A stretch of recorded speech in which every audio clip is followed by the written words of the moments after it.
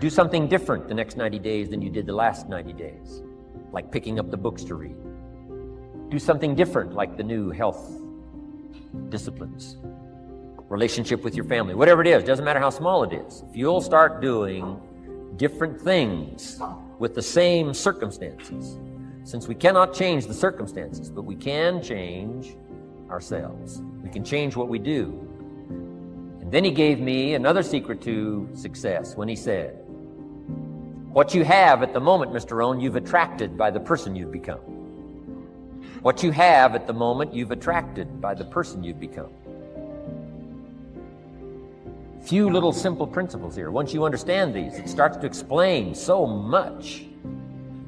Now, sometimes it's a little tough to take, blaming yourself instead of the marketplace, taking responsibility instead of putting it off on someone else.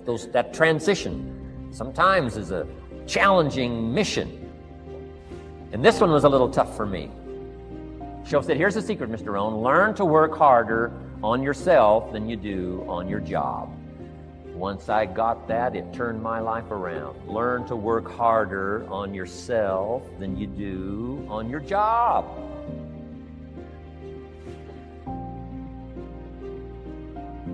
He said, if you work hard on your job, you'll make a living. If you work hard on yourself, you can make a fortune. If you would have known me at age 25, you would have said, Jim Rohn's a hard worker. If you'd have known me, you'd have said that. I'm the guy, I don't mind coming a little bit early, staying a little bit late, I don't mind that. You'd have said, well, Jim Rohn's a hard worker. You say, well, how come he's got pennies in his pocket and nothing in the bank and behind on his promises? Well, I was a hard worker, but I was working hard on my job, not on myself. I'm telling you, if you'll learn that simple little principle and start the process today, latest tomorrow, I'll give you tonight to think it over. And start this whole process of personal development, work on yourself, make yourself more valuable to the marketplace. I'm telling you, you can so dynamically change your income, and economics is the least of the values that you can start earning in terms of equity if you'll start working harder on yourself than you do on your job. Work hard on yourself and develop the skills. Work hard on yourself and develop the graces. All of the stuff necessary to become more valuable to the marketplace. I'm telling you, your whole life can explode into change. Promotions, no problem. Becoming more valuable to the company, I'm telling you, no problem. Money, no problem. Economics, no problem. Future, no problem. If you just go to work on the right thing. Not get things out there to change. Don't try to change the seed. Don't change the soil. Don't change the sunshine. Don't change the rain. Don't change the mix of seasons. Let the miracle of everything that's available work for you, and start working on the inside. Work on your philosophy. Work on your attitude. Work on your personality. Work on your language. Work on the gift of communication. Work on all of your abilities. And if you'll start making those personal changes, I'm telling you, everything will change for you. Mr. Shoaff, over a 5-year period before he died at age 49, he taught me some extraordinarily simple things. He only went to the 9th grade in school. Never finished high school, never went to college, never went to university. So he put his ideas and his experiences in very simple language, which I think for me, a kid from the farms of Idaho, that simplicity was so important. Because if it would have been technical, I'd have missed it. If it would have been mystic, I would have, backed away. But it was just basic, blunt, ABC, familiar stuff that I hadn't thought of before. And he did start to remind me, and those ideas changed me. Mr. Shoaff was the one when I said, this is all they pay. He said, you've been working 6 years, Mr. Rohn, how come you're not doing better? And I said, this is all the company pays. He says, well, that's not true. I said, no, this is my paycheck. This is all the company pays. He said, no, this is all the company pays you. I thought, that's a new way to look at it, right? He said, doesn't the company pay 2, 3, 4, 5 times this amount to other people? And I said, well, yes. He said, well, then this is not all the company pays. It's all they pay you. And if you qualified, wouldn't your income grow 2, 3, 4, 5 times? I said, I suppose. So he said, we don't have to work on the company. We have to work on you. See, that was the beginning of what he called the phrase personal development. I told him things cost too much. He said, no, you can't afford them. I thought, well, that's a new concept. I hadn't thought about that. You know, we put some of the valuable things on the high shelf, so you can't get to them until you qualify. If you want the things on the higher shelf, you got to stand on the books you read. Every book you read, you get to stand a little higher so you can get the things on the higher shelf. See, I learned those concepts. It was so incredible. And here was the most important one. Success is something you attract by the person you become. See, that phrase changed my life. Success is something you attract by the person you become. Success is not something you pursue. It's like chasing a butterfly. You can't quite catch it. Success is something you attract by becoming an attractive person. See, those were new concepts to me. I'm just working hard trying to make a living. Here's what he said to me. This changed my life. I got a chance to teach this in Moscow and across Russia. 3 visits, now the 4th. Here's what Shove taught me. Profits are better than wages. Nobody taught me that in high school. Nobody taught me that. I went to 1 year of college. Nobody taught me. Profits are better than wages. Wages make you a living. Profits make you a fortune. And how could you work on both a living and a fortune? He said, well, you could start part-time working on your fortune while you're working full-time on your living. I thought, wow. Now, he said, it's fun to get up in the morning. Not just getting up, go to work to pay the rent, but to get up to go to work to make a fortune. First, to make a living for my family. Second, to make a fortune. And he taught me how to make both a living and a fortune. Guess what I did? I learned how to make both a living and a fortune. And I found out anybody could do it once they get the information. And at age 25, I started receiving this extraordinary information. Here's what he said. Your income is directly related to your philosophy, not to the economy. I thought, no one ever told me that. I kept hoping the economy would change. He said, no, your philosophy has to change. I assured him that I had my fingers crossed. He said, that won't help. Then what could I do to change my income and multiply it by 2, by 3, by 5, by 10, and then multiply it by 10 again? What could I do? And he started giving me the disciplines and the process of learning the skills to change my life. This was an extraordinary man. Those were extraordinary times for me. Life-changing in every manner that you can imagine. But very simple ABC concepts. Here's what I learned. Not to search for the exotic until you've discovered the basic. And those basic philosophies that he shared with me during that time were life-changing. Success is something you attract by the person you become. Success is not something you pursue, chase, run after. Success is something you develop, something you become. You attract success. So the whole key to unlock all the treasures, whether it's economic treasures or spiritual treasures, financial, social, personal, every way you can possibly think of, is by your own personal development. And then he added one more, which is so important, and it's probably worth the price of the seminar.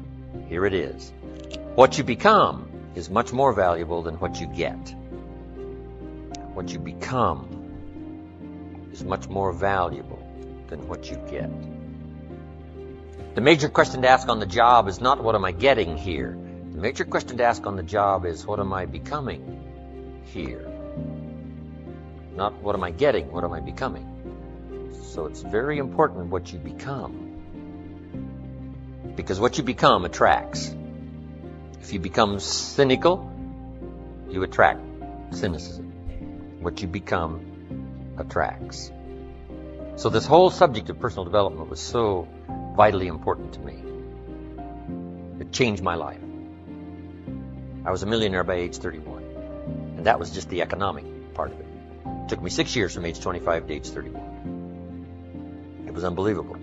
Remember, be a student, not a follower. And here's what you must always do. Design your own personal life. I'm very happy for people to take notes at my seminar, but I'm also just as happy if somebody says, hey, this is not for me, tear up all these notes and throw them away. That's just as valid for me. Right. Remember, be no one's disciple. Chart your own course. Make what you do the product of your own conclusion. What I'm saying here is be your own person. You don't have to be a model of someone else. You don't have to do it like anybody else. Right? Do it like yourself. Buy what you want to buy. Listen to what you want to listen to. Make changes if you want to make changes, and don't make changes.